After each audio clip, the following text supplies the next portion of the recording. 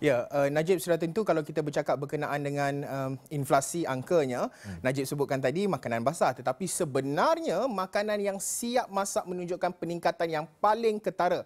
Baik, banyak data-data penting untuk saya kongsikan pada waktu ini berkenaan dengan indeks harga pengguna bagi bulan Julai 2022 yang dikeluarkan oleh Dawson semalam.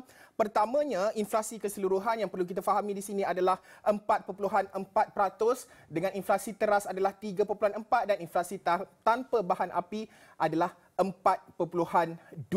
Ini adalah asas yang perlu kita faham, 4.4 berbanding dengan tahun lalu. Baik. Mengikut kumpulan utama sebenarnya seperti yang disebutkan oleh Najib tadi, makanan dan minuman bukan alkohol menunjukkan peningkatan paling ketara dan juga menjadi penyumbang terbesar kepada peningkatan inflasi tadi 4.4 tadi, iaitu 6.9% melibatkan makanan dan minuman bukan beralkohol. Yang lain menunjukkan penurunan ataupun pada angka yang agak sederhana.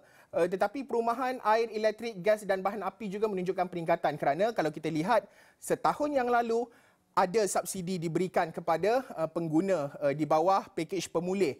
Dan selain daripada itu, antara angka menarik untuk saya kongsikan di sini adalah dari segi pengangkutan. Pengangkutan menunjukkan peningkatan 5.6%. Kita tahu ramai sudah mula bercuti dan sebagainya, pergi ke luar negara, sama ada melancong luar negara ataupun dalam Malaysia. Jadi kos melibatkan pengangkutan menunjukkan peningkatan 5.6% berbanding setahun yang lalu. Baik, secara keseluruhannya antara lain adalah dari segi restoran dan hotel, sudah tentu seperti yang kita sebutkan tadi, pengangkutan pelancongan apabila industri mula dibuka, pelancongan kembali aktif, Motek juga menyasarkan peningkatan jumlah pelancong yang tinggi, membuat semakan semula dari segi jumlah pelancong. Jadi restoran dan juga hotel meningkat 5.8%, perkhidmatan rekreasi kebudayaan 2.5% dan pelbagai barangan dan perkhidmatan lain adalah sekitar 2.1%. Baik, untuk bandar 4.5% angkanya, di luar bandar pula 3.3%. Ini merupakan asas kepada inflasi mengikut kawasan bandar dan juga luar bandar.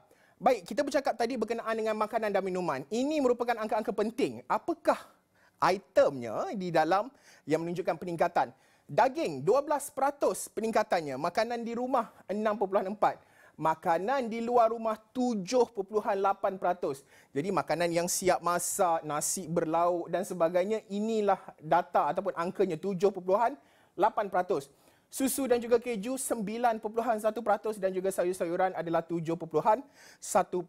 Tapi menurut Dawson, peningkatan ini tidaklah begitu ketara dengan ataupun kalau dibandingkan bulan ke bulan di antara Jun dan juga Julai, peningkatannya itu agak menyederhana, tidaklah begitu terlalu pantas. Dan kalau kita nak bandingkan, ini merupakan graf kalau kita nak bandingkan setahun yang lalu. Baik, setahun yang lalu pada Julai 2021, angkanya adalah 2.2% dan meningkat iaitu pada sekitar November dan juga Disember 3.3, 3.2. Dengan angka terkini terus menunjukkan tren peningkatan bermula sekitar Januari, Februari, Mac 2.2 meningkat kepada 4.4. Inilah realitinya apabila kita sebut berkenaan dengan angka inflasi yang berlaku pada Julai 2022, Najib dan juga Nina.